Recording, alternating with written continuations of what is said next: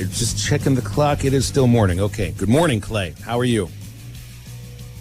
Good morning. I'm doing great. Yeah, I've been listening to you guys, and y'all had the damn ball coach on a little earlier. And, the damn ball coach. I use that term affectionately. I use that. Well, if Steve Spurrier was the ball coach, then this guy's the damn ball coach. I mean, I use that term affectionately. You know, I live here just off the Norfolk River, and we refer to the dam man all the time. You know, he turns on the generators and the water comes down and we have to get out of the river, and he's like, the dam man did it again. And, there's no other way to reference it. The damn ball coach. I think that works. Let's not try to get the nickname on him just yet after 4 games, but I do like that. No, so, it's okay. Yeah. It's okay. not. No, we don't have to. Yeah. Just me. Just me. So the conversation about Arkansas football is totally different than it was a month ago. This is now a darling team nationally. I don't think I'm stepping out of line saying that. You know, there are columnists. I'm reading Tony Barnhart. I'm reading all these other columnists saying how Sam Pittman has done the greatest coaching job that they've seen when it comes to a 180 turnaround is what it feels like. So we're not getting ahead of ourselves, are we? No, and there's so many players, and this was my story lead after the game. There's, usually you have a great victory and you say, that guy, that's the hero. Well, you couldn't do that in this game. You just go down the list. Well, it's Hudson Clark, it's Grant Morgan, it's the guys were in the morning show, the morning rush they were like, okay, the Brandon Burlsworth Trophy, Hudson Clark's got a leg up. I said, wait a minute, guys, Grant Morgan was a walk-on too. I mean, his body of work's a little bigger, and he's also a senior. I think that's the guy that's going to be nominated for the Burlsworth Award. But that's what we're dealing with, and you could say, well, the heroes were all of those defensive coaches. Ryan Rhodes for what he's done with the linebackers, and Sam Carter's. It's been terrific. These are cornerbacks that never turn to find the ball. Of course, they're playing man-to-man. It's a different scheme. But they high-point it. They think the ball's theirs. I mean, you throw into that secondary, and there's a chance that they're going to get it. And it's a greater chance than it was at any point in the last, I'd say, since Lewis Campbell was coaching the secondary. And that goes back into the 90s.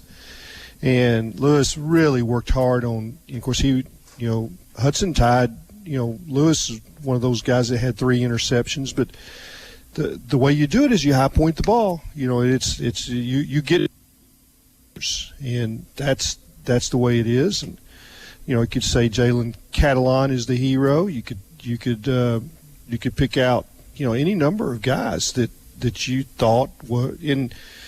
Guys that are on the goal line that made plays, the Catalan did that, but if you just put your field glasses on Jonathan Marshall and watch him on every play and what he's doing, shoving guys around, shoving double teams around, and making life miserable for those offensive line and the center especially, you could say at any point that he's your hero, because that's something that's been missing. The unglorious life of a nose tackle, right? You're eating up a couple of blockers and letting everybody else make the plays and get the glory. But I've noticed that about Marshall too. He has been a load. And then you see him on the wedge, and they've kind of cleaned that little area up, the punt protection, the shield. And this after the punt's over, watch him. Because he runs down the field, and he's not slow. Now, he's not going to be down there with the gunners, but if the initial guys don't get him, 10 yards later, he's going to smoke that guy. I mean, he will. He's done it about 3 times. Open field, beautiful tackles. And for a nose tackle, that isn't no easy thing. But he definitely has some quickness in his feet, and he's going to be drafted and make some money. The NFL, he can play and do exactly what he's doing right now at the next level. Scott Clay Henry here with us on Halftime. Clay, I think one of the biggest things I took away from our interview with Sam Pittman was when I asked him about the bye week and just how important it is for health-wise for this team to get healthy when you've seen so many guys, particularly on the defensive side of the ball, banged up. I mean, you got Grant Morgan, Bumper Poole, and we've mentioned several of them here. Yet the defense is still playing supremely well right now. I mean, it just has me thinking, if these guys get truly healthy, and he mentioned this, he said, barring COVID, this team should be completely healthy or really close to it by the time the Texas A&M game rolls around next Saturday. Could this defense take another step forward and become even more dominant? Well, what you're going to have is you've got a team that's preparing for them, and they'll do it. Texas A&M will do a good job. Jimbo's got a good offensive mind. So you need that week to do more than just heal up. But you're right, and they've got a little bit of a question. Well, do you start Hudson Clark? Do you start Monteric? Or do you figure out a way to start them both so that they can both be starters for a play or two? Then you start rotating them. But it's interesting because Bumper Poole is one of their best players, and Grant Morgan is not healthy, and he did leave the game. He didn't play every snap. He hurt his hand as well as his elbow, and he was in the tent for a little while during the Ole Miss game. So he's a guy that desperately needed a week off, and I think Bumper needed. I think he's probably playing with cracked ribs. That's the best explanation that I've got. Not truly broken, but and if you've had those, there's nothing that you can do playing football that makes them feel good. Yeah, no kidding. Take a deep breath right after you've run 30 yards and see how that feels. And Just I had breathing. cracked ribs one time. Yeah, it's not any fun. And they can numb them up. They can do some things, and they do that. And I'm sure they for him to play at Auburn, I'm sure they were able to. But got to stop doing that at some point. It's like let them heal. Hey, Clay, stick around for the next segment. All right. You got it. Enjoy. Great. Print out a box score too if you haven't already done so, because we've got something to do in a couple of minutes, which we always do. The Wednesday after Arkansas plays, and it's time to, in some ways, move past the Ole Miss victory and start getting a look at what's happening next Saturday, Arkansas versus Texas A&M. Aggies also have the bye week, so both teams will be rested, and we'll talk with Clay about that. Got any questions? Let us know, 877-377-6963, and we're right back after this. We wondered if we were really going to do this morning. I was thinking about it, and do you have to move on? We do. From your first home conference win in 4 years at the usual time when you were on a bye week? And the answer is yes. We can't celebrate this thing for 2 weeks, okay? You're going to have to move on. So, here you go. Arkansas 33, Ole Miss 21. Clay, you printed one out too? I did. Here it is. All right, you're right. Here it is. That felt good. I'm going to take the score down here instead of take all the letters and numbers out one at a time. Well, that's not fair. It would take too long. It would take too long in this radio. We've got to speak. I've got to focus on conversing with you guys. You don't save this stuff, though, Phil? No, they have the internet, and so I'll use that if I have to get to it. But I understand why you would keep your box scores. Like I have my scorebooks from baseball, so I know exactly what you're talking about. I don't throw out any page of the scorebook because I want to know if I need to go back and look at something I can. That's why you keep all the box scores. But did I ruin this for you by asking you to crumple the box score, Clay? No, I kind of faked it. I pulled. What? Come on! I pulled a sheet from the very last page. That's the quickie fourth quarter stats. So that's what I brought it up. Okay, well that's at least the magic you threw of part radio, of it out because it did sound like it really did. It sounded like the top sheet, didn't it? That's right. Yeah, but it's stapled together. It was going to have to be the top sheet or the back sheet. It couldn't have been anything in between. So, I mean, I guess it could have been. You would have just had to tear it away from the staple, but it's so much easier. But I did not want to tear this top sheet off. We got two text messages in here. We got B in Clarksville. He says, Phil, that was our worst crumple yet. I'm a little offended, B. You hurt my feelings a little bit. W. Wick says that must be cathartic after a loss, but bittersweet after a win. Yeah. Obviously, I was reading my own headlines after the Ole Miss win. I got to do better on the crumple. And I don't have a crumple next week. Gosh, what am I going to do? You're going to have to do the meat hooks in a week, SmackDown, and get excited about Arkansas playing A&M. That's fine. Maybe you can crumple something from, one of the baseball games. We can crumple the 2020 Pittsburgh Pirates season. Oh, last game of the Fall World Series. There you go. I think that's a great idea, Clay. And by the way, SmackDown, the entire 2020 Pirate series was crumpled as soon as 2019 ended. That's just how it works. The Pirates just crumpled, period. Yeah, that's right.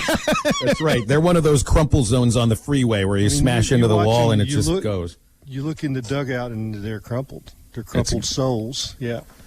And that's well said. There's crumpled little cardboard people in the stands. They're crumpled. Yeah. Clay, let me read you some numbers here defensively. The SEC ranks and national ranks for Arkansas. Third best on third down conversion defensively, 32%, 19th best in the country. Second best when teams come inside the 20-yard line at not allowing them to score. 9 touchdowns on 18 trips for Arkansas opponents inside the red zone. 5th best nationally, incredible. 2nd best turnover margin in the league, 7th best in the country. Lead the nation in interceptions. Lead the nation in defensive touchdowns. Offense does not have these sort of numbers, nor do they necessarily need to. But right now, I mean, you've got your defense outplaying the offense, and actually by quite a bit. Yeah, so let's take all those numbers, and so guess who's looking at those numbers right now? I mean, he's looking at them, and they're jumping right off the page to him. Those exact same things the analytics that Jimbo Fisher. So what's he going to do against Arkansas? He's not going to throw it. He's going to run it. And, I mean, that's what they do anyway. But bad things happen when you throw it up against this Arkansas secondary. They have proven that they are ball hawks, and in the truest sense they are. And whether it's they get lined up right, they don't make mistakes, they don't bust, they tackle. But when I watch Mississippi State, it's like they're continuing to throw, and their best plays were wide running plays, away from that 3-man front, and they just weren't patient enough to do it. I think A&M will be patient enough to stay after that. It might lead to a low-scoring game. It might play right into Arkansas's hands because Arkansas can score. They may not can score in bunches offensively, but the way to beat Arkansas is to make sure that you don't give them a pick six. They gotten 3 already this year, right? Yeah, And that's right. that's Tied their with 2 Kentucky for the victories. national lead. Yeah, that's their 2 victories. They got 1 against Mississippi State. They got 2 against Ole Miss, and there's some other interceptions kind of sprinkled in there too. So that's the formula. So there will be adjustments against Arkansas, and then of course you guys have already in the previous segment given the good news is that this will be a more healthy Arkansas team that might be better against the run with some more guys back. Dorian Gerald is a run stopper, and they've missed him at defensive end. He's a big, strong, physical guy that can rush the passer, but that's what he really improved upon the spring before that we had. That's what he looked like in the spring, and John Chavis said he can really play the run. So that's a good thing if you get him back. And it probably is people aren't really understanding what he might mean to this team because they haven't seen him in 2 years. Saw him for a quarter, to start last season, and you haven't really seen him, but maybe a quarter this year. Clay, what about Jalen Catalon? We've talked so much about what Bumper Pool has meant to this defense, Grant Morgan, Hudson Clark. Jalen Catalon, I think, you could argue between him, Grant Morgan, and Bumper Pool has been like the defensive MVP. He's been everywhere. How can he go about helping out stopping the run? Let's just assume that Dorian Gerald might be out for this A&M game. I mean, hopefully he's back, but let's assume. What can Catalon do to help slow down this run game? Yeah, so he's a guy that really plays his keys, and he understands in an instant whether it's run or pass. And you say, well, how do you do that? Well, safeties, they key on guards. In a guard, if it's a pass set, then they're stepping back normally. And A&M is not a big RPO team, so they're not going to confuse you there. They're traditional. They're going to drop back and throw with Mond. or sprint out, which is the same key. The guard is going to pull and tell you that you can tell that. So he reads his keys immediately, and if it's a run play, he's down in the box in an instant. I think you've seen that. He's made tackles in both areas of the field, both against the run and against the pass. And he does not miss tackles, and he does not miss reads. There are no false steps by Jalen Catalon. He was a two-way player in high school, really an outstanding defensive player, played quarterback. But what he is, he's the glue guy. He's the guy that gets everybody lined up right. He understands the scheme. He is they call him the Iron Man, in that he is iron as far as reads and being on the field. And I'd been told almost from the point that he signed that he would be the, quote, Honey Badger 2. I mean, Tyrann Mathieu that's playing for the Kansas City Chiefs now, just the ability to be such an impact player as a safety. You could play him at corner. He played some corner in high school, but his high school coach says, why not put him in the middle of the field and not hold him back and let him recognize and go make plays? He's a guy that's going to recover fumbles. He's going to strip the ball, and he's going to intercept passes. He's exactly what the Honey Badger was for LSU. And what else he is, Clay, and I think I heard Kari Johnson and Hudson Clark both talking about, and it's amazing to think that Jalen Catalon is a redshirt freshman, but the true freshmen view him as a leader amongst themselves. They're talking about how he was teaching them the coverages and all of that. He's different than your usual redshirt freshman. No question. He's got, they say, the it factor. I mean, he could be a coach. He is like a coach on the field, and he has, I call it the magic, and it's easy to see when you watch him. If you no false steps, and when he decides to go, it's top speed almost immediately, which that's football speed. And then the other part that when you hear him in an interview, it is incredible. It is like, wow. And it's been like that for everybody that they brought into those Zoom interviews. In fact, I was telling Kyle Parkinson, this has been a breath of fresh air. I was really disappointed when I realized that all of our interviews were going to be phone or Zoom, because it's really hard to engage. Now, you guys just had Coach Pittman on, and you can engage with him in any media. I mean, whether it's phone, Zoom in person, he engages, and you get the real Pittman. These players are just like that. They brought in Hudson Clark after that game, and you tell me he's a redshirt freshman, and it was his first start.